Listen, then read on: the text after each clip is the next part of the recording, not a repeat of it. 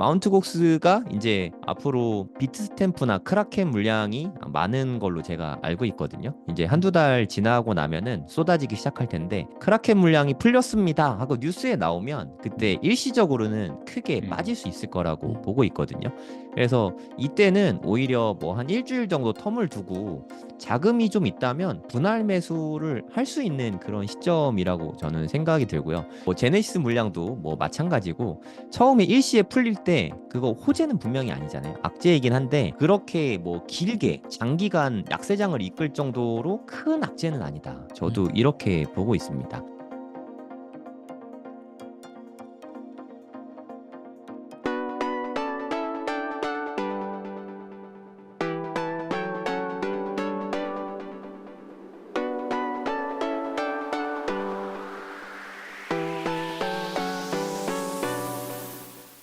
네, 이번에는 다들 마운트 곡스랑 제네시스 물량이 풀린다라는 것 때문에 다들 좀 얼어 있더라고요. 마운트 곡스는 다들 대부분 알고 계실 텐데, 제네시스 물량은 좀 잘 모르실 수 있을 것 같아요. 여기가 대출 관련 업체인데, 2022년에 3레로 캐피털이라는 데랑 FTX가 파산을 했잖아요.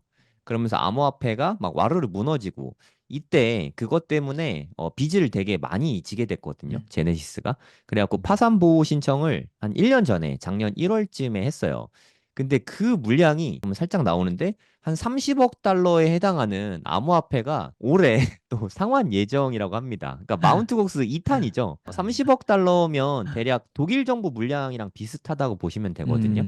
대략 물론 비트코인만 있는 건 아닌데 그 정도 물량인 거죠. 비트코인 한 5만 개에 해당하는 가격이거든요. 좀 무섭잖아요. 이거 플러스 마운트 곡스 물량 14만 개 합치면 거의 20만 개에 해당하는 물량이 올해 이제 풀릴 예정에 있으니까. 그리고 하나 더 말씀드리면 FTX 같은 경우는 코인으로 주는 건 아닙니다. 너무 다행스럽죠. 이미 현금화를 많이 해서 현금으로 돌려줄 예정이거든요. 그러면 암호화폐 투자하던 사람이 현금으로 받았으니까 또 코인 시장이 좋으면 오히려 역으로 매수 물량이 될 수도 그쵸. 있는 거죠. 그래서 뭐 마운트 곡스와 제네시스에 상환되는 코인 물량 플러스 뭐 FTX에서 상환되는 뭐 현금 물량 이게 음, 남아 있는데 이런 부분들에 대해서 좀 이야기를 좀 나눠보면 좋을 것 같아요. 음, 하루님은 제네시스에서 또는 마운트 곡스에서 이렇게 받게 되잖아요. 네네. 암호화폐 받게 되면 그 물량 부담이 좀 되긴 할 텐데 이게 좀 폭락을 초래하게 될지 뭐 어떻게 생각하고 계신가요? 예시 사례가 바로 가까이 있었잖아요. 독일 네, 정부 물량이 그냥 5만 개라고 계산을 하고 네, 이게 완전히 매도되는데 한 25일 정도 걸렸다고 하더라고요. 그 음, 어떤 분석 업체에서 이제 보니까. 네, 그래서 25일 정도 그리고 5만 개 소화하는 그러니까 5만 개 소화하는데 25일 정도 걸렸고 가격 하락을 이제 한 달 기점으로 카운트 해보면은 이 정도면은 생각보다 저는 생각보다 되게 시장 방어력이 좋은데라고 생각을 했거든요. 네, 선방했죠. 그래서 이 정도면은 마운트 곡스의 공포도 시장 분위기나 흐름만 괜찮으면은 이 정도는 잘 넘어가겠다라는 생각을 오히려 했습니다. 독일 정부 물량을 음, 보면서 뭐 지금 이제 20만 개 물론 4배가 적은 수치는 아닌데 그 시장 흐름이나 분위기가 더 그 공포를 5만 개가 떨어질 때는 되게 공포의 시장이었잖아요. 네, 그 분위기가 되게 많이 좌우할 것 같아요. 그리고 확실히 현물 ETF의 힘이 엄청나다. 이거를 좀 느껴가지고 저는 네. 이게 이 소나기처럼 빨리 지나갈 거라고 생각을 하고 있습니다. 오히려 그거는 뭐 단기적인 악재는 되겠지만 음, 뭐 폭락 및 약세장을 가져올 정도로 세진 않을 거다. 이렇게 보고 계신 그쵸. 거네요. 네, 그리고 또 아까 말씀하신 FTX로 인한 현금이 시장의 유동성으로 들어올 수도 있으니까 네. 그런 것들까지도 감안하면은 이겨낼 수 있을 거 아예 패닉이 와가지고 이건 진짜 너무 무섭다 이 정도는 아니고요. 조금 횡보하거나 하락할 수 있지만 이거 이겨내면은 이제 큰 악재는 다 지나가니까 견뎌낼 음. 만하다라고 생각했습니다. 애니님은 어떻게 생각하세요? 뭐 마운트폭스나 그런 물량들 자체가 다 그냥 이벤트라고 좀 보고 있거든요. 그러니까 이벤트라는 건 뭐냐면 그 비트코인의 펀더멘털에는 아무런 영향이 없잖아요. 그쵸. 펀더멘탈에 문제가 있거나 펀더멘탈에 뭔가 바뀌었거나 아니면 뭐 비트코인 ETF는 펀더멘탈에 약간 영향을 주죠. 외부 환경이 바뀐 거니까. 이것도 네. 외부 환경이긴 한데 외부 환경으로 치면 비트코인 ETF 같은 외부 환경이라 보기엔 조금 힘들고 이벤트적으로 뭔가 물량이 시장에 던져지는 건데 그거는 반응을 보면 물량이 던져졌을 때 비트코인 막 오르고 있으면 오히려 그거를 가지고 있어서 더 호재로 작용하기도 하거든요. 근데 막 비트가 막 되게 약세장이 안 좋아. 하락이 심해. 그럴 때는 그게 더 가속을 가하는 거죠. 그쵸. 밑으로. 그쵸. 그러니까 그 비트코인의 시세에 따라 다를 것 같긴 합니다. 그게 맞아요. 왔을 때 그게 어쨌거나 땔감 작용을 하는 거죠. 네. 단기적으로. 막 떨어질 때는 그게 더 떨어지면 더 급락하는 거고. 그래서 단기적인 관점에서는 어떤 트레이딩을 할 때 이럴 때 그거를 땔감으로 사용할 수 있는 것 같아요. 단기 투자자들은. 그럼 그게 오히려 좋잖아요. 막 하락하고 네. 있는데 그 땔감이 던져졌어. 그럼 더 하락하니까 음, 더 괜찮은 수익을 낼 수 있겠죠. 뭐 반대로 상승도 마찬가지고 음, 음, 상승하고 있는데 물량이 나왔는데도 오히려 뭐 사람들이 가격이 안 떨어지고 더 올라가고 있어. 그러면 음. 이게 더 호재잖아요. 더 사고 그런 싶죠. 식으로 이제 이벤트적으로 작용하는 거기 때문에 그렇게 보고 있어요. 근데 그 이벤트 중에 하나 다른 건 있어요. 그런 이벤트는 작은 이벤트, 사토시 물량이 있거든요. 사토시 물량이 시장에 나왔을 때는 100만 개. 펀더멘탈에 약간 영향을 주는 어, 거예요. 그쵸. 그건 근데 문제죠. 그거는 진짜 투자자들이 굉장히 주의 깊게 봐야 되는 네. 건데 그런 물량 이외에는 단기적으로 영향을 주겠죠. 근데 음, 크게는 영향 안 주겠는데 내가 장기 투자자라면 사실 신경 쓸 필요는 없을 것 같고 음. 단기적으로 이렇게 트레이딩을 한다면 땔감을 어떻게 활용할 건지 그 시장 어떤 상황에 따라 좀 다를 것 같긴 합니다. 물량이 발생할 때 시장 추세가 약세장으로 가고 있으면은 네, 그건 대단한 악재인데 그렇죠. 오히려 네, 강세장이고 음, 하면은 네, 큰 영향 없이 네, 그렇죠. 가던 길 네, 갈 거다. 그렇죠, 그렇죠. 이렇게 보면 되겠네요. 선물이 그런 효과를 내거든요. 선물이. 그러니까 네. 선물 상품이 상승을 더 음, 강상승으로 만들고 하락은 음. 더 큰 하락으로 음, 만드는 역할을 하거든요. 네, 네. 네. 그래서 말씀하신 게 딱 그런 효과를 낼 것 같습니다. 네, 이게 그 마운트곡스 물량이 처음 음, 나왔을 때 차트 모습인데요. 이때 네, 정말 무서웠죠.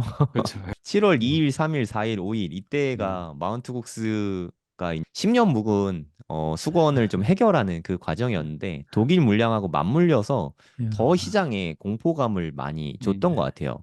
근데 보시면 알겠지만 초기에 많이 빠지거든요. 항상 악재가 실행이 되는 음, 그 음, 시점에 그때 한 번에 많이 음, 빠지고 그 다음에는 점차 이렇게 회복하는 모습으로 가게 되거든요. 그러니까 저는 마운트곡스가 이제 앞으로 비트스탬프나 크라켄 물량이 많은 걸로 제가 알고 있거든요. 이제 한두 달 지나고 나면은 쏟아지기 시작할 텐데 크라켄 물량이 풀렸습니다 하고 뉴스에 나오면 그때 음, 일시적으로는 크게 음, 빠질 수 있을 거라고 음, 보고 있거든요. 그래서 이때는 오히려 뭐 한 일주일 정도 텀을 두고 자금이 좀 있다면 분할 매수를 할 수 있는 그런 시점이라고 저는 생각이 들고요. 지나고 보니까 이때 더 살 걸 하는 생각을 하시는 분들이 이제는 좀 생기지 않을까? 뭐 그런 생각이 음, 일부 들거든요. 뭐 제네시스 물량도 뭐 마찬가지고 처음에 일시에 풀릴 때 그거 호재는 분명히 아니잖아요. 악재이긴 한데 그렇게 뭐 길게 장기간 약세장을 이끌 정도로 큰 악재는 아니다. 저도 음, 이렇게 보고 있습니다.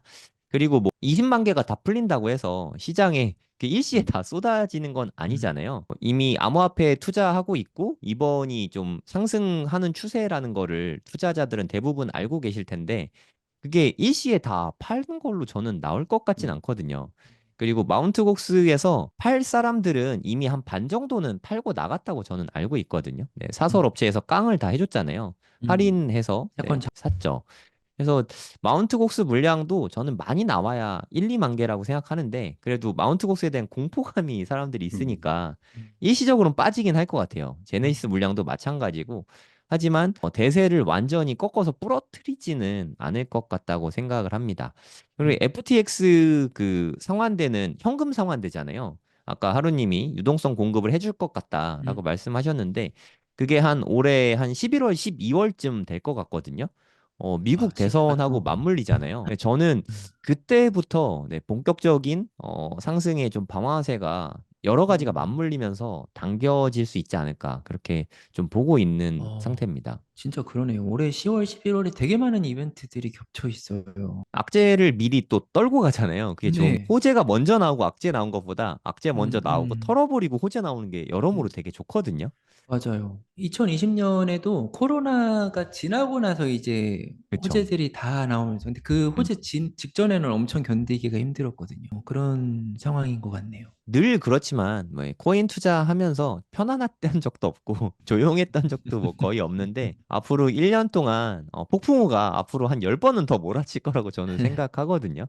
그때마다 좀 흔들리지 말고 네, 데니얼드님 말씀하셨듯이 장기 투자자라면 그냥 좀 뉴스에 너무 연연하지 않으면 좋을 것 같아요. 네, 네, 맞아요. 사람들이 공포에 팔면은 그리고 마침 그때 내가 돈이 있다면 추가 매수하면 네, 수익성을 좀 더 극대화할 수 있지 음, 않을까 뭐 그런 생각이 듭니다. 지금 말씀하시는 동안 이 차트가 말씀하시는 상황과 너무 잘 어우러진다는 생각을 했는데요.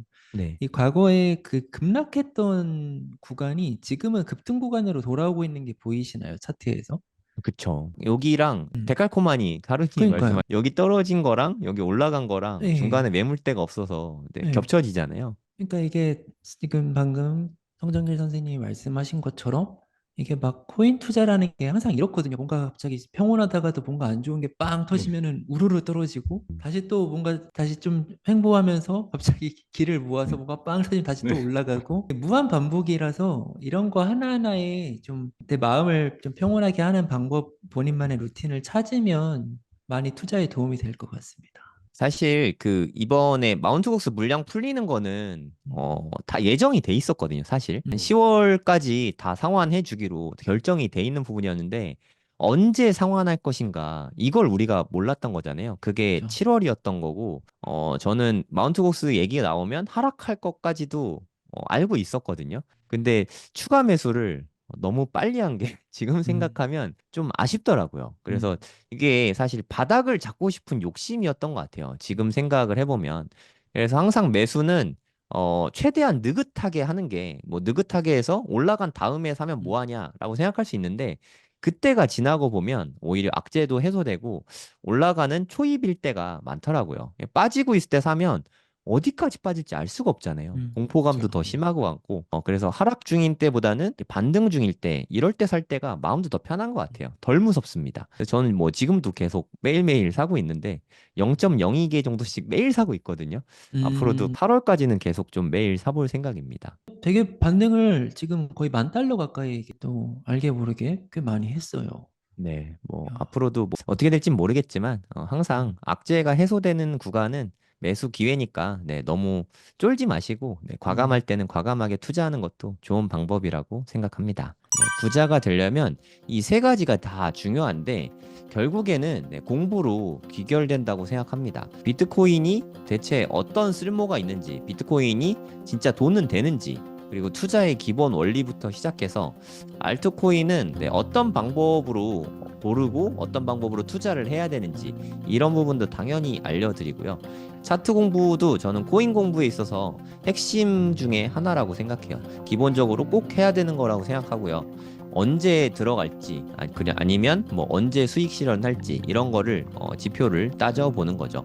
그리고 선물 투자가 코인에는 가능하거든요. 안전하게 욕심부리지 말고 잘 쓰면 자산을 증식시키기에 좋은 수단 중에 하나지만 레버리지를 좀 쓸 수 있으니까. 하지만 과도한 레버리지를 쓰고 잦은 거래를 하면 순식간에 불이 날 수 있다. 그래서 기왕 할 거라면 좀 잘 배우고 판단을 해볼 수 있죠. 앞으로 있을 5년이 우리 인생에 아주 좋은 기회가 될 수 있을 거라는 생각이 들어서 제가 가이드 해드린 대로 5년 동안 그렇게 투자를 하시면 앞으로의 인생에 큰 기회를 잡을 수 있지 않을까 저는 그렇게 보고 있습니다. 제가 생각하기에 대한민국에서 이렇게 하나하나 알려주는 강의는 아마 아예 없을 거예요. 저도 그런 강의를 원했었는데 제가 2021년부터 코인 투자를 처음 시작했는데 저는 이렇게 알려주는 사람도 없고 강의도 없어서 삽질도 되게 많이 하고 손해도 사실 좀 많이 보고 했는데 제가 겪은 시행착오와 그때 답답함을 제가 누구보다 잘 알기 때문에 누구나 이해할 수 있게 쉽게 다 알려드릴 겁니다. 처음부터 기초부터 차근차근 공부하실 분은 코인센기초 10기에서 함께 공부하시면 좋을 것 같습니다.